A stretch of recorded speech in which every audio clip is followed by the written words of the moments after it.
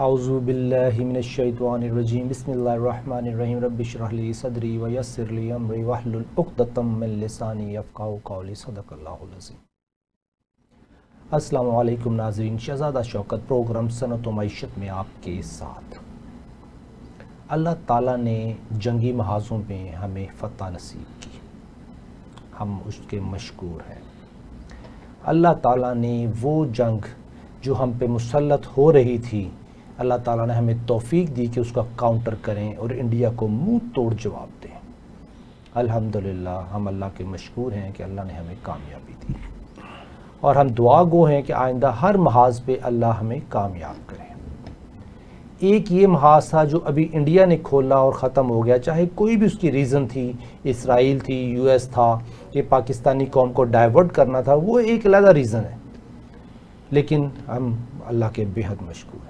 एक तरफ तो ये कामयाबी, दूसरी तरफ अगर हम अपनी सनत और मईशत को देखें तो उसमें वही मामलात हैं जहाँ पे हम अल्लाह के साथ हालत जंग में, अल्लाह ताला के कवानीन कहीं बहुत सख्त हैं, कहीं लेवरेज है, कहीं एक्सेप्शन है, कहीं रुखसत है। अगर आप मर रहे हैं, भूख है, तो आप चोरी नहीं कर सकते, डाका नहीं मार सकते, लेकिन मुर्दार खाने की इजाज़त है। सूद नहीं खा सकते, लेकिन मुर्दार खाने की इजाज़त है। कहीं रुखसत है और कहीं नहीं है। किसी का हक मारने की रुखसत नहीं है। वैलुन लिल मुतफ़्फ़िफ़ीन, सूरह मुतफ़्फ़िफ़ीन 83 नंबर चैप्टर, कि जी बड़ी ही भयानक तबाहियाँ हैं उनके लिए कि जो डंडी मारते हैं। डंडी क्या, एक ग्राम की डंडी, 2 ग्राम की डंडी, 10 ग्राम की डंडी, जब नाप लेते हैं पूरा देते हैं, जब देते हैं तो कम देते हैं। यानी कि मुआशी नाइंसाफ़ी के ऊपर कवानीन बहुत सख्त हैं। अल्लाह ताला के साथ हम हालत जंग में हैं, और वो जंग की हालत ये है कि इस साल 10,000 अरब से ज़्यादा का सूद हमने दिया, और अगले साल 10,000 अरब से कम होगा, क्योंकि काइबर रेट कम कर दिया गया, इंटरेस्ट रेट कम कर दिया गया। हमारे लिए कुछ क्वेश्चन आते हैं नाज़रीन कि ऐसी क्या सिचुएशन है, कि अकली दलाइल क्या है कि कुरान इतना सख्त है। ऐसी क्या वजूहात हैं कि जो वो सूद जो हम आज कारोबार करते हैं, बिज़नेस इनफरादी तौर पर या बिज़नेस के तौर पर, दोनों सूरतों में हम कहीं ना कहीं घाटे में हैं। अकली दलाइल हम ढूंढ रहे हैं। इस सिलसिले में आज हमारे मेहमान हैं मोहम्मद मुनीर अहमद साहब, chief manager state bank of Pakistan साबिक। आज हम इनसे मुस्तफ़ीद होंगे। अस्सलाम वालेकुम सर। वालेकुम अस्सलाम। सर, आपने माशाल्लाह सूद पे काम किया, 7वीं सदी की मदीना इकनॉमिक्स आपने बुक लिखी जो कि बड़ी खुश आइन थी, और उस बुक को कॉपी करके बहुत से उलमाए कराम ने अपनी जो पुरानी किताबें थी उनको भी अपडेट किया। अल्लाह का शुक्र, अल्लाह का शुक्र। मैं यानी मुझे खुशी हुई, जी जी, ये भी मुझे शुक्र अल्लाह का, अल्लाह ने मेरी आपसे मुलाकात कराई कि मैं उस वक़्त शरिया कोर्ट में खड़ा होकर वही रियासत मदीना अथॉरिटी एक्ट का कानून लेके खड़ा हुआ था, और आप उधर 7वीं सदी की मदीना इकनॉमिक्स पे काम कर रहे थे। माशाअल्लाह, अल्लाह की रहमत। सर, अकली दलाइल, आज का इंसान, आज का छोटा सा बच्चा भी ना 3 साल का, वो अकली दलाइल मांगता है अपने वालिदैन से कि जी मुझे आप गैजेट से मना कर रहे हैं, तो क्यों कर रहे हैं, यस, मुझे आप ये काम नहीं करने देते, इसमें खेल है, लज्जत है, कूद है, उसकी वजह क्या है? जी सर, ये सूदी मामलात इतना बड़ा चैप्टर है, लेकिन अल्लाह ने कूजे में बंद करके कभी आपने काम नहीं करना, इसमें अकली दलाइल कहाँ खड़े हैं, और आप इसके बारे में क्या कहते हैं? बिस्मिल्लाहिर्रहमानिर्रहीम। बहुत बड़ा टॉपिक आपने छेड़ा। पहले आपने ज़कात पर बात की थी। जब मैंने शहज़ादा साहब किताब लिखी ना 7वीं सदी की मदीना इकनॉमिक्स, उसमें एक चैप्टर था सूद पर, और वो जो आपने बात की ना कि आखिर कुरान ने सूद को हराम किया इतनी सख्ती के साथ, तो क्या वजह थी? क्योंकि मैं जो स्टडी कर रहा हूँ कि आज एज ऑफ रीज़न है, और आज भी हमारा दीन बिल्कुल ताज़ा है और वैलिड है। यानी अगर हमें आज रहनुमाई चाहिए तो दीन हाज़िर है, दीन में वो सारे इंतज़ामात हैं। तो मैंने एक चैप्टर लिखा, बाकी जो 14 चैप्टर थे वो थे इकोनॉमिक्स के बारे में, मार्केट के बारे में। अब यकीन करें, जिन लोगों ने किताब पढ़ी और मेरे पास आए, उनका एक ही सवाल था कि मुनीर साहब کیا آپ کی اس کتاب سے پاکستان سے سود کا خاتمہ ہو جائے گا؟ اور یقین کریں شہزادہ صاحب، ان کی آنکھوں میں ایک عجیب بے بسی تھی کہ ہم زندہ رہ رہے ہیں۔ ایک طرف تو ہم دعا کرتے ہیں کہ روز قیامت ہمیں نبی پاک صلی اللہ علیہ وسلم کی شفاعت نصیب ہو جائے، اور دوسری طرف ہم اللہ اور رسول سے جنگ کر رہے ہیں۔ یہ ان کی ایسے جذبات تھے، اور بہت سے لوگ ملے ہیں کہ اس ملک میں سود کا خاتمہ کیسے ہوگا۔ پھر اللہ کا مجھ پر ایک اور خاص کرم ہوا، میں نے سود پر کام کیا، اور انشاءاللہ جو میری اگلی کتاب آ رہی ہے وہ سود پر ہی ہے۔ اس کے جو 15 کے 15 چیپٹر ہیں وہ ڈائریکٹلی اور انڈائریکٹلی سود کے بارے میں ہے۔ اب میں نے جب اس پر سارا کام کیا نا، تو پھر میں نے سود کو تقسیم کیا 3 حصوں میں۔ 7ویں صدی ایج آف فیتھ ہے، ایج آف فیتھ کا سود۔ 15ویں صدی ہے age of reason, age of reason کا سود۔ اور پھر فرمان خداوندی قرآن کی شکل میں کہ اگر نہیں چھوڑو گے تو اللہ اور رسول سے جنگ کے لیے تیار ہو جاؤ، یہ حکم کہیں بھی نہیں آیا۔ تو میں پھر اس پر کام کیا کہ اتنا سخت حکم قرآن نے دیا تو اس کے پیچھے عقلی وجہ بھی ہوگی۔ تو آج میں جو آپ سے بات کروں گا اس کو 3 حصوں میں انشاءاللہ تقسیم کر کے، پہلا جس کا میں آغاز کرتا ہوں کہ جو سود ہے وہ انسانی زندگی کے ساتھ ساتھ صدیوں سے چلا آ رہے ہیں۔ 7ویں صدی میں سود موجود تھا، اس سے پہلے بھی سود موجود تھا، حتیٰ کہ جب حضرت عیسیٰ کا وقت تھا اس وقت بھی یہودی سود لیتے تھے۔ یہ سود کی ایک واحد شکل تھی جس میں سود فرد واحد کا تھا۔ ایک شخص ہے، مارکیٹ میں 50 لوگ بیٹھے ہیں، 40 بندے چیزیں بیچ رہے ہیں اور 10 بندے سود کا کاروبار کر رہے ہیں۔ یہ سود فرد واحد کا سود تھا۔ اور دوسرا اس میں جو خاص چیز تھی کہ وہ فرد واحد اپنی سیونگ سے، اپنی دولت سے سود کا کاروبار کرتا تھا۔ وہ سود کے کاروبار کے لیے لوگوں سے پیسے نہیں لیتا تھا، یا سادہ الفاظ میں جو لوگوں کی دولت تھی وہ ان کے پاس نہیں رکھاتے تھے، وہ صرف جب ان کا کوئی پرابلم آتا تھا تو پھر سود لیتے تھے، یعنی سود یک طرفہ تھا۔ اور پھر تیسری بات کیا تھی، سود کا رول مقامی تھا۔ سود میں کوئی یونیفارمٹی نہیں تھی، نہ اس کی کوئی ڈیفینیشن تھی۔ سود کا کاروبار مقامی تھا، اور سود کا کاروبار کرنے والوں میں اتنی طاقت نہیں تھی کہ وہ اکانومی میں معاشی بحران لے آئیں۔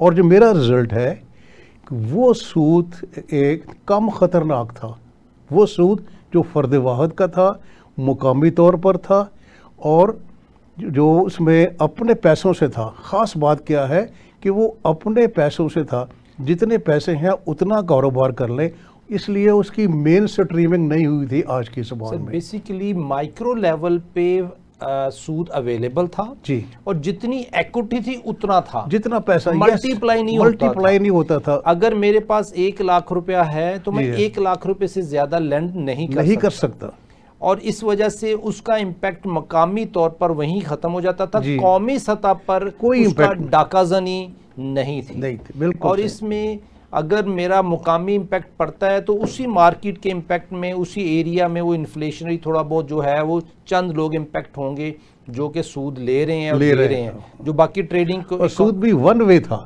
اور جو ٹریڈنگ ایکٹیویٹی تھی اس سے اتنی زیادہ متاثر نہیں ہوتی تھی۔ یہ پہلا انفراد۔ اور اس میں ایک اور میں عرض کروں، ایک واقعہ ہے کہ پہلا سود انسانیت کا آج سے 10,000 سال پہلے وجود میں آیا۔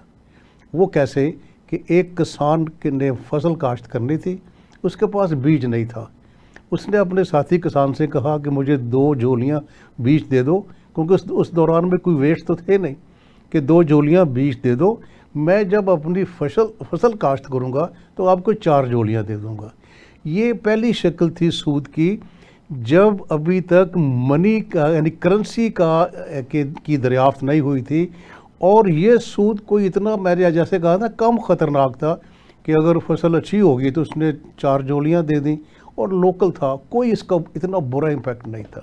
اور سر آج کا سود جو ہے وہ تو امپیکٹ اتنا ہے کہ میں اگر 1 لاکھ روپے بینک میں رکھواتا ہوں کرنٹ ڈپازٹ میں، تو اس کرنٹ 1 لاکھ کے اوپر اگر فریکشنل بینکنگ اور اس کے میکنزم کو سمجھا جائے تو 4,38,000 روپے کا انٹرسٹ بینکنگ سسٹم کماتا ہے، جب قائبر 20-22% تھا، میں اس وقت کیلکولیٹ کی تھی۔ تو آج کا بینکنگ سسٹم جو ہے نا وہ تو آل ٹوگیدر ڈیفرنٹ ہوا۔ آج کے بینکنگ سسٹم کو تناظر 15ویں صدی کے تناظر میں آپ اس کو کیسے دیکھتے ہیں؟ جی میں نے ایسے کرنا کہ پہلا ایج آف فیتھ کا سود ہے، فرد واحد کا سود، پھر 15ویں صدی کے بعد جو سود تھا اس نے مغرب میں اداراتی شکل لے لی۔ اداراتی شکل سے کیا مراد؟ بینک آ گئے، کارپوریٹ سٹرکچر، اچھا بینک آ گئے، اور سود کی جو تھی نا شکل بالکل بدل گئی۔ کیا فرق پڑا؟ ایک تو سود 2 وے ہو گیا، جیسے میں نے پہلے عرض کیا کہ لوگ جب کوئی مشکل آتی تھی تو پھر سود لیتے تھے۔ اب کیا ہو گیا؟ بینکوں کی 2 ونڈو ہو گئی۔ ایک ونڈو پر بینک لوگوں سے سود پر پیسہ لے رہے ہیں، اور دوسری ونڈو پر بینک پیسہ دے رہے ہیں۔ پیسہ لوگوں کا ہے۔ اب دیکھنا پہلے کیا تھا؟ اپنا تھا کہ جتنا پیسہ ہے اتنا سود کا پھیلاؤ۔ اب کیا ہو گیا؟ جو علامہ اقبال نے کہا تھا نا کہ ای بنوک ای فکر چالاک یہود، کہ یہ جو بینک ہے یہ یہود کی ایک چالاک سوچ ہے کہ وہ سود جو فرد واحد کا تھا اپنے پیسوں سے تھا، اب کیا ہو گیا؟ دونوں طرف سے لوگوں کے پیسے سے لوگوں سے پیسہ لینا اور لوگوں کو پیسہ دینا، اور بیچ میں اپنا پروفٹ کمانا۔ یہ کیوں پھیلا؟ کیونکہ یہ 2 وے ہو گیا اب، اور لوگوں کے ہی پیسے سے جو اصل بینک، میں نے 34 ایئرس کی بینکنگ کی ہے، اس کے بعد بھی کام کر رہا ہوں، جو مجھے اب سمجھ آتی ہے کہ یہ کیسا بزنس ہے۔ اب دیکھنا اکانومی میں کتنے بزنس ہیں، اس میں ہے کہ جتنا اپنا پیسہ ہے، اگر آپ کو پیسہ اور چاہیے تو آپ نے اپنے دوستوں سے کہا، ساتھیوں سے کہا بھی پیسہ شامل کرو، پروفٹ لاس پر شروع کر لیا، اس کو بڑھا لیا۔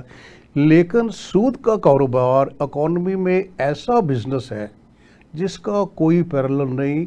لوگوں کے پیسے سے کام شروع کرنا اور لوگوں کے پیسے سے آگے سود دینا، اور اگر اس سود میں بگاڑ آ جائے، کوئی کرائسس آ جائے، تو پھر لوگوں کے پیسے سے ہی اس بینکنگ کو بچانا۔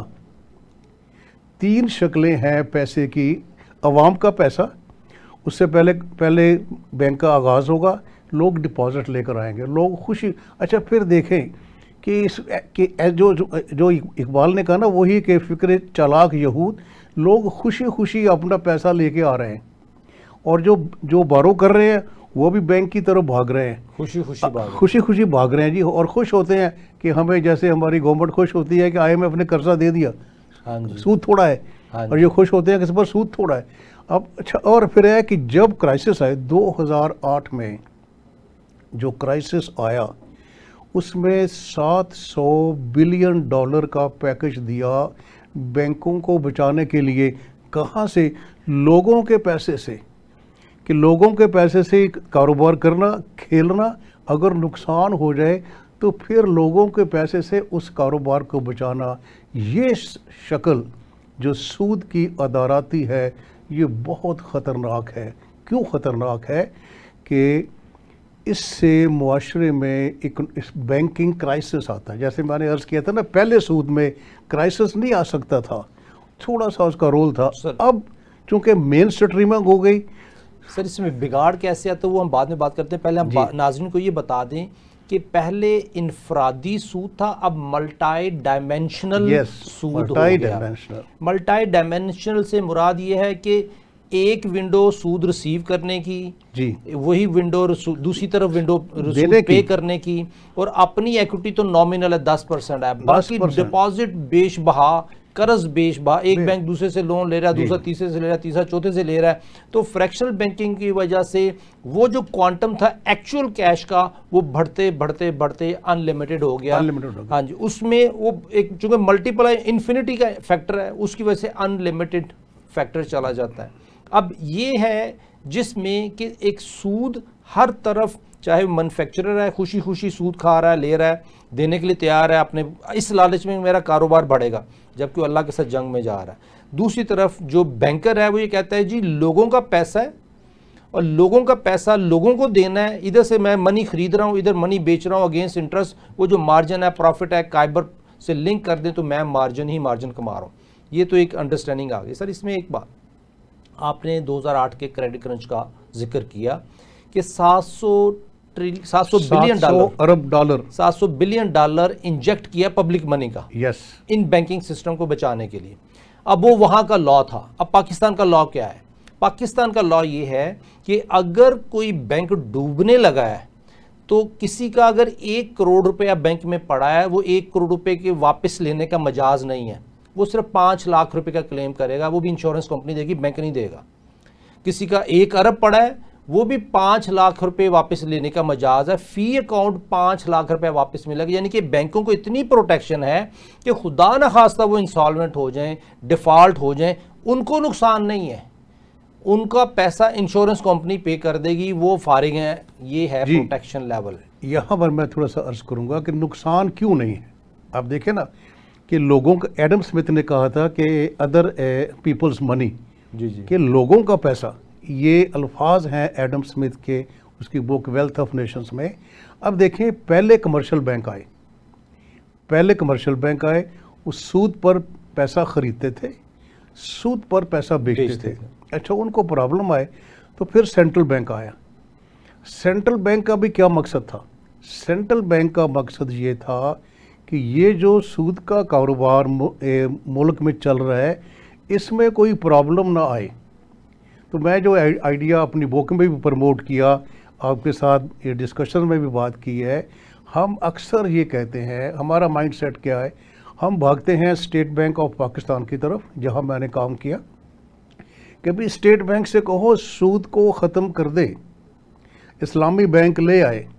اب دیکھیں آپ, اسٹیٹ بینک کا تو مینڈیٹ ہے کہ سود کے کاروبار کو تحفظ دینا. ہاں جی, جو بات آپ نے کہی ہے کہ اسٹیٹ بینک کسی بینک کو ڈوبنے نہیں دیتا, اسے ہم کہتے ہیں lander of the last resort, کہ ہر حال میں اسٹیٹ بینک نے, ہر ملک کا ایک اسٹیٹ بینک ہے, اس نے کمرشل بینک کو ڈوبنے سے بچانا ہے. دوسرے الفاظ میں اس نے سود کے کاروبار میں کوئی پرابلم آنے سے بچانا ہے. تو دونوں ادارے, جو بات میں کرتا ہوں ڈفرینٹ فورمز پر, کہ یہ دونوں ادارے کمرشل بینک اور سینٹرل بینک پاکستان میں اسٹیٹ بینک آف پاکستان, یہ دونوں ادارے سود کو تحفظ دے رہے ہیں. سر سیسا پلائی ہوئی دیوار بنے ہوئے ہیں, لیکن سیسا پلائی ہوئی دیوار بنے ہوئے ہیں. یس, اس کے بگاڑ کیا ہے ناظرین؟ حضرت صاحب ہم بات کرتے ہیں ایک بریک کے بعد کہ سود کا بگاڑ کیا ہے. سیسا پلائی ہوئی دیوار اسٹیٹ بینک آف پاکستان بنا ہوا ہے سود کے تحفظ میں, لیکن اللہ کے ساتھ جنگ ہم نے نہیں جیت سکتے, ہم ہاریں گے. ہم اس جنگ سے کیسے باہر نکلتے ہیں؟ ایک بریک کے بعد. ویلکم بیک ناظرین, شہزادہ شوکت پروگرام صنعت و معیشت میں آپ کے ساتھ. بریک پہ جانے سے پہلے بات کر رہے تھے کہ سود ایک ایسی برائی ہے جس میں بگاڑ ہے, قرآن نے کیوں منع کیا. اس سلسلے میں ہمارے مہمان محمد مرید احمد سر, یہ جو ہم بریک پہ جانے سے پہلے بات کر رہے تھے کہ سود کے بگاڑ کیا ہے ہمارے اس معاشرے میں, اسی کا ہم جب ڈسکشن کرتے ہیں نا, ہم اس کو کرتے ہیں مذہبی پوائنٹ آف ویو سے. سر جو قرآن نے بات کی ہے نا, پیور اکنامکس ہے. ایگری. 7ویں صدی میں جب نبی پاک صلی اللہ علیہ وسلم مدینہ گئے تو وہاں یہودی سود کا کاروبار بھی کرتے تھے, اور آپ نے اور جو سود کے بارے میں جو آیات آئی ہیں وہ غالباً جنگ احد کے آس پاس ہے, سورہ البقرہ میں, اور تفصیل سے ہے. لیکن نبی پاک صلی اللہ علیہ وسلم نے ایک بصیرت کے تحت, ایک حکمت عملی کے تحت سود کو نافذ کیا بعد میں. لیکن جو سوال آپ کا ہے اور جو میرا اس پر جو میری خاص ریسرچ ہے, کیا وجہ ہے؟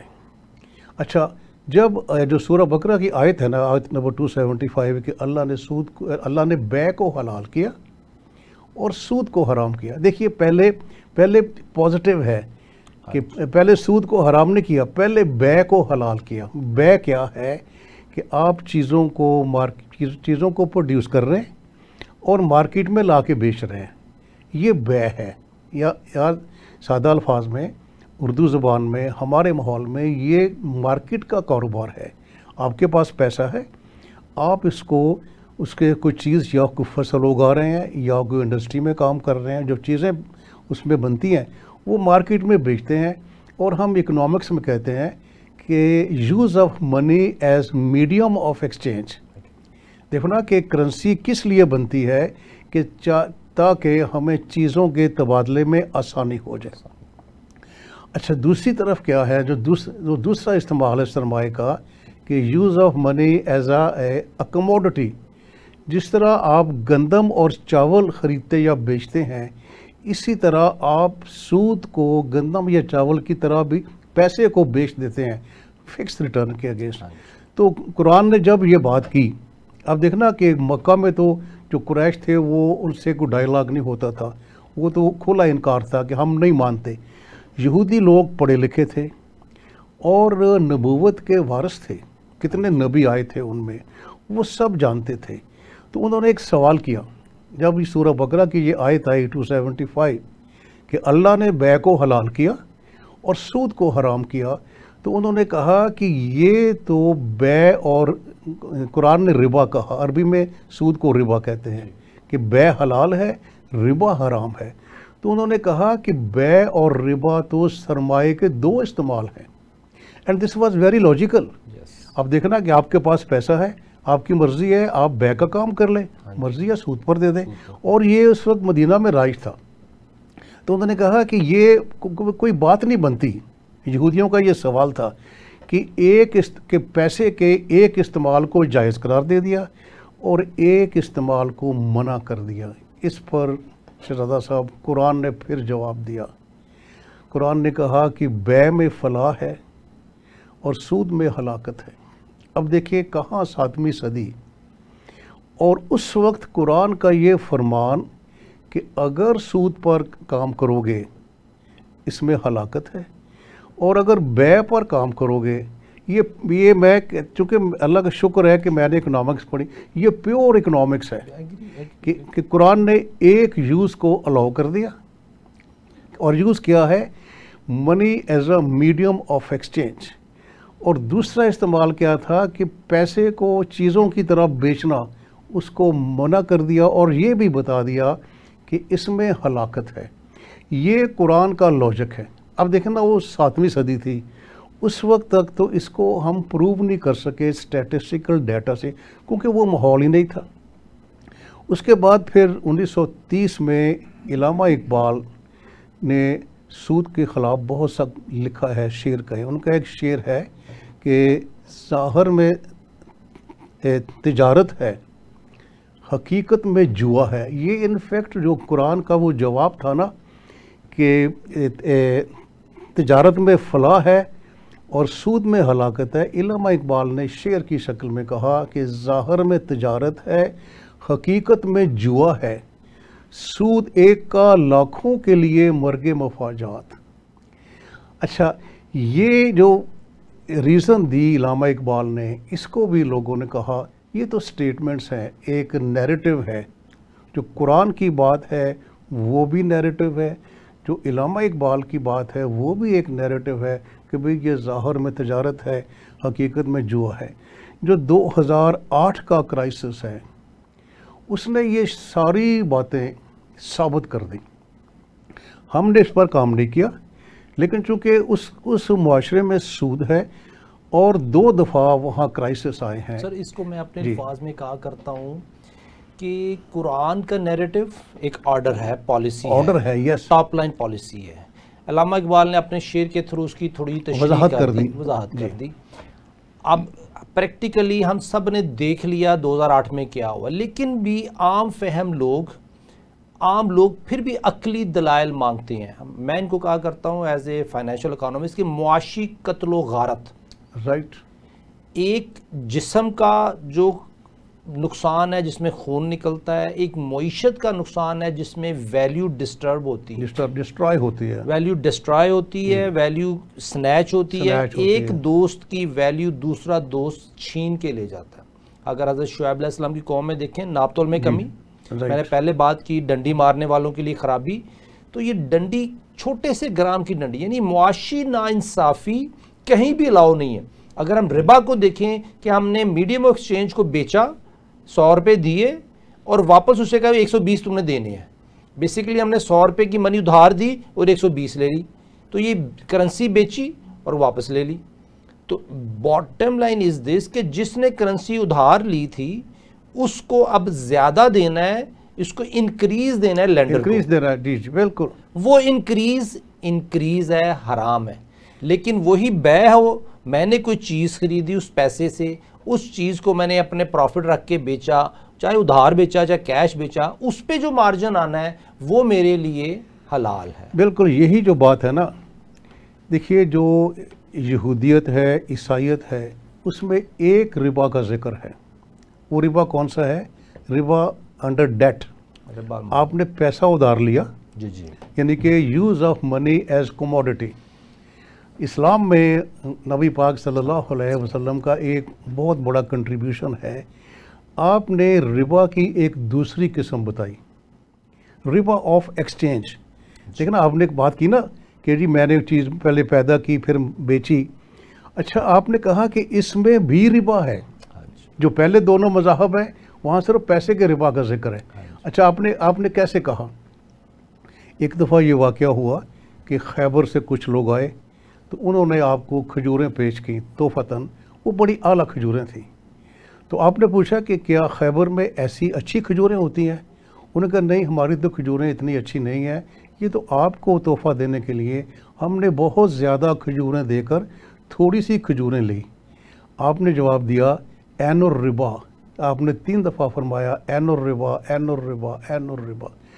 پھر آپ نے لوگوں نے پوچھا کہ لوگ حیران ہو گئے، کیونکہ یہ رواج تھا مدینہ میں کہ لوگ چیزوں کا تبادلہ کرتے تھے مارکیٹ میں جائے بغیر، بارٹر ٹریڈ کر لی، بارٹر ٹریڈ اپنے طور پر کر لیتے تھے۔ تو آپ نے جو جواب دیا وہ پیور اکنامکس ہے۔ آپ نے کیا کہا؟ آپ نے کہا پہلے ناقص کھجوروں کو مارکیٹ میں بیچو، جو ان سے پیسے ملیں ان سے اچھی کھجوریں خرید لو۔ اب جو آج بات ہو رہی ہے مارکیٹ اکنامکس کی، میں جو ایک میرا یہ بھی لیکچر ہے کہ نبی پاک صلی اللہ علیہ وسلم فرسٹ مارکیٹ اکانومسٹ ہیں۔ اب دیکھنا 7ویں صدی میں اب نے کہا بارٹر نہیں کرنا، کیونکہ جو آپ نے بات کی نا ناانصافی کی، ظلم کی، کہ ایک دوسرے کی ویلیو سنیچ کر لینا، اس سے اس کو محروم کر دینا، تو پھر آپ نے اس کو مزید وضاحت کی کہ 6 چیزیں آپ نے کہا، سونا، چاندی، کھجور، نمک، جو، اور یہ 6 چیزیں ہیں کہ ان کا اگر تبادلہ کرو گے مارکیٹ میں۔ اچھا اس وقت یہ رواج تھا، لوگ بڑے حیران ہوئے۔ آپ نے کہا اگر تبادلہ کرو گے ایک تو ایک جیسی چیز ہو، اور دوسرا ہاتھ کے ہاتھ سپورٹ۔ تو یہ یعنی کہ اسلام نے تجارت میں ہر قسم کی ناانصافی اور ظلم کو روکا ہے۔ ایک تو کیسے روکا کہ جو پیسے پر سود کو حرام کر دیا، اور جو ربا آف ایکسچینج تھا، تبادلے کا ربا، مارکیٹ کا ربا، اس کو بھی کر دیا کہ بھی مارکیٹ ہی فیصلہ کرے گی۔ یہ آج کا لاجک ہے 2025 کا کہ بھی مارکیٹ شوڈ ڈیسائیڈ، اور آپ نے کب بتایا؟ نبی پاک صلی اللہ علیہ وسلم نے 7ویں صدی میں۔ سر اس میں فیڈرل شریعہ کورٹ میں کھڑے ہو کے یہ دونوں احادیث میں نے بیان کی۔ اچھا میں ماشاء نے کہا اللہ، جی فائنینشیل یہ بھی اکنامکس کا بھی ایک ایریا اسپیشلائز ہے، فائنینشیل اکنامکس، ٹھیک ہے۔ Financial economics talks about value, exchange of equal values, وہی بات۔ یہودی جو ہیں، یہودی آج کے دور میں ایز اے فائنینشیل اکانومسٹ ہم گھر میں بیٹھے ہوئے ہیں اور ہمارے روپیز کی ویلیو سنیچ کر کے لے لی جاتی ہے۔ میرے پاس 10 لاکھ روپے پڑے ہیں، 1 لاکھ ڈالر ہے، وہ 10 لاکھ ہی ہیں، لیکن وہ 1 لاکھ ڈالر جو مڈ 80s میں 1 لاکھ ڈالر تھے، آج وہ 3000 ڈالر ہیں، روپے پڑے ہوئے اکاؤنٹ میں، پڑے ہوئے ہیں، یس، لیکن وہ 3000 ڈالر رہ گئے۔ یہ ہے کہ value to value exchange is justice, لیکن جب کسی کی ویلیو لے جائیں گے تو دیٹ از انجسٹس، ڈاکہ ہے۔ اب اس میں آپ دیکھیں وسلم نے حضرت بلال رضی اللہ تعالیٰ عنہ جو کھجوریں لے کے آئے تھے، میں نام بھی بتا دیتا ہوں، ان کہا بلال یہ تو ربا ہے. وہ کہتے ہیں کیسے ربا یا رسول اللہ؟ حیران ہو گئے کہ یہ کیسے ربا ہے؟ کہتے آپ نے اس کے تمہید بیان کریں تو ویلیو ڈٹرمن نہیں تھی. ویلیو ڈٹرمنیشن کے بغیر یا حضرت بلال رضی اللہ تعالیٰ عنہ کو ربا ملا یا ان کو ملا جنہوں نے بیچی کھجور وہ والی اچھی کوالٹی کی. انہوں نے کہا جی دونوں میں سے ایک کو ربا مل گیا. ایک کو ربا ملا، یس. اب یہ کہ ویلیو ڈٹرمن کرنے کا طریقہ یہ ہے کہ وہ جو ناقص کھجوریں یا لو کوالٹی کی کھجوریں تھیں وہ مارکیٹ میں بیچ کے ویلیو ڈٹرمن ہو جاتی ایکچول. اس کے بعد آپ اس کے ساتھ نیگوشیٹ کرتے، یمنی تاجر جو بھی تھا اس کے ساتھ اچھی کھجوریں لینے کے لیے، تو ایکچول وہاں سے بھی ویلیو ڈٹرمن ہو جاتی. تو آپ کو ویلیو ٹو ویلیو ایکسچینج ملتا اور انصاف ملتا، ربا نہیں تھا. آج ہمارے ملک میں اتنی زیادہ ٹرانزیکشن ہے جس میں ویلیو ٹو ویلیو ایکسچینج نہیں ہے، based on estimate, certain assumption, property کی، گاڑیوں کی، بارٹر ٹریڈ میں معاملات طے پائے جا رہے ہیں. اور اس وقت جو ربا الفضل، دوسری حدیث ربا الفضل یہ کہ اتنی کمپریہنسو حدیث ہے، اور اس کے اوپر میں کہتا ہوں کتابوں کی کتابیں لکھ دیں، لیکن وہ اتنی کمپریہنسو حدیث ماشاءاللہ چند الفاظ میں بیان کر دی جس میں تبادلے میں جو ربا ہے اس کو بھی منع کر دیا گیا. سر آج ہم پاکستانی، آپ نے جیسا شروع میں کہا کہ ہم پریشان ہیں کہ اللہ کے ساتھ جنگ میں سے نکلنا چاہتے ہیں. پریشانی ہے بالکل. اس کی تباہ کاریاں کہ ہر آدمی جو آج محنت کر رہا ہے وہ ویلیو تو کما رہا ہے، لیکن آنے والے وقت میں یہ سودی سسٹم کی وجہ سے اس کے روپی کی ویلیو گرتی جا رہی ہے. آج میں نے $1,00,000 روپی میں کما کے رکھ لیا، آج سے 10 سال بعد وہ $1,00,000 نہیں ہے، آج سے 20 سال بعد $1,00,000 نہیں ہے. اس کا مطلب ہے کہ بیٹھے بیٹھے ویلیو ڈیمنش ہو رہی ہے، ایلیمنیٹ ہو رہی ہے، ویپریٹ ہو رہی ہے صرف سود کی وجہ سے. کیا ہمارے پاس کوئی آپشن ہے اسے نکلنے؟ میں تھوڑا سا اس میں اور عرض کروں کہ ہم نہ تو قرآن کی آیتوں پر غور کرتے ہیں، نہ حدیث رسول صلی اللہ علیہ وسلم کی بات پر غور کرتے ہیں. اب دیکھنا 7ویں صدی، میں چونکہ مقابلہ کرتا ہوں، کمپیریزن کرتا ہوں کہ 7ویں صدی میں آپ نے کہا کہ جو ربا الفضل ہے، چیزوں سے تبادلہ کرنا مارکیٹ میں جائے بغیر، اس میں استحصال ہے. جیسے آپ نے کہا کہ اور استحصال کس کا ہے؟ اب دیکھو نا، مارکیٹ کے 2 پلیئر ہیں، بیچنے والا اور خریدنے والا. جو بیچنے والا ہے وہ زیادہ باخبر ہے، اس کو مارکیٹ کا پتہ ہے. اب دیکھیں پہلے کیا تھا، پہلے یہ تھا کہ وہ جو رواج تھا کہ بائر بی اویئر. آپ مارکیٹ میں گئے ہیں، آپ نے کوئی چیز خریدنی ہے تو یہی ہے کہ بھئی چیز کو اچھی طرح دیکھ لو، دیکھ بھال کر لو کہ اس میں کوئی ڈیفیکٹ نہ ہو. کیونکہ جب آپ خرید کے لے آئے تو اس کے بعد اگر چیز ناقص ہے تو وہ نقصان آپ کا ہے، جس نے بیچ دی وہ بری ذمہ ہے. اب دیکھیں یہاں جو کنٹریبیوشن ہے، اور خاص طور پر میں تو چونکہ اس پر کام کر رہا ہوں کہ جب آپ کسی چیز پر عمل کرتے ہیں، نافذ کرتے ہیں، تو پھر مسائل ابھرتے ہیں. چونکہ نبی پاک صلی اللہ علیہ وسلم نے اسلامی معاشی نظام کو، جسے میں مدینہ اکنامکس کہتا ہوں، نافذ کیا تھا تو مسئلے اٹھے تھے. آپ نے کیا کہا؟ آپ نے جو سارا جو بوجھ ہے نا وہ ڈالا بیچنے والے پر. اتنی حدیثیں ہیں کہ بیچنے والے کو چاہیے کہ چیزوں کی خوبیاں اور خامیاں بتا کر بیچے. پھر یہ ہے کہ جھوٹی قسمیں کھانے سے مال تو بک جاتا ہے، اس میں برکت ختم ہو جاتی ہے. آج اس کی کیا عملی شکل ہے؟ آج آپ یہ سن کے حیران ہوں گے شہزادہ صاحب کہ جو یہ فورن ایکسچینج ٹرانزیکشنز ہو رہے ہیں، دینا حکم کیا ہے کہ سونے کے بدلے سونا، چاندی کے بدلے چاندی. اس وقت سونا اور چاندی اس دور کی کرنسی تھی کہ اگر سونا تبادلہ کرنا ہے برابر اور سپوٹ پر ید بید ہاتھ کے ہاتھ. آج $7.5 ٹریلین کا ڈیلی ٹرانزیکشن ہے فورن ایکسچینج کی. لوگ بیٹھے ہیں، جیسے آپ نے کہا نا کہ میں گھر بیٹھا ہوں، میری ویلیو میرے کچھ کیے بغیر یا بڑھ جاتی ہے یا کم ہو جاتی ہے. آپ دیکھیں 7.5 ٹریلین ڈیلی یہ ٹرانزیکشن ہے.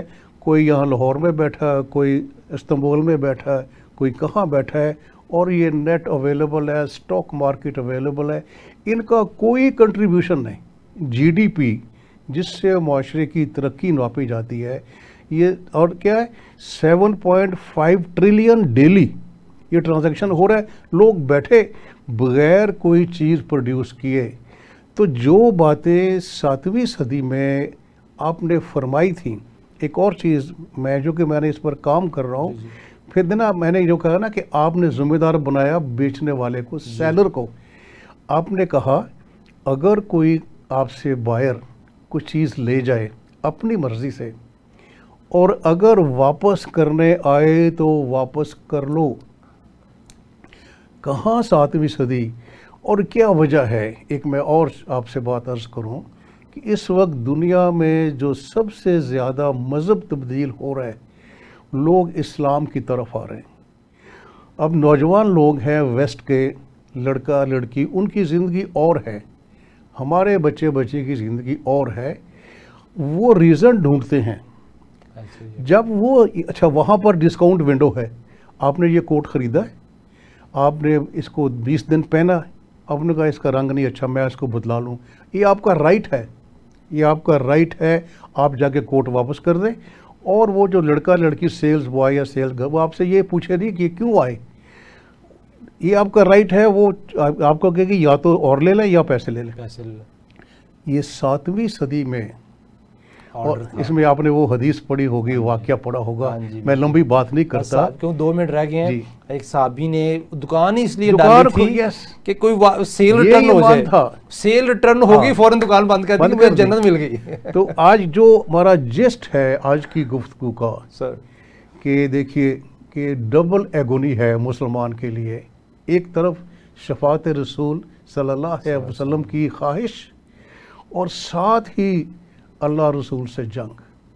تو اس میں میرا اللہ کا شکر ہے، میرا اپنا کام ہے، اور جو میری انشاءاللہ بک آ رہی ہے اس میں میں نے ایک مکمل ماڈل دیا ہے سود کے خاتمے کا۔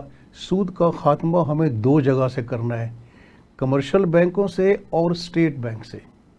تو انشاءاللہ، اور میں جاتے جاتے ایک اور بات عرض کروں، بس 1 منٹ، کیونکہ ہم بتاتے نہیں ہیں، 1933 میں مغرب میں ایک سود کے خاتمے کی کوشش ہوئی تھی، اور وہ کون لوگ تھے؟ شکاگو یونیورسٹی اور ییل یونیورسٹی کے پروفیسرز، کیونکہ 1929 میں جو کرائسس 2 آئے ہیں، گریٹ ڈپریشن آف 1929 اور گریٹ ریسیشن آف 2008، 1929 کے بعد اکانومسٹ نے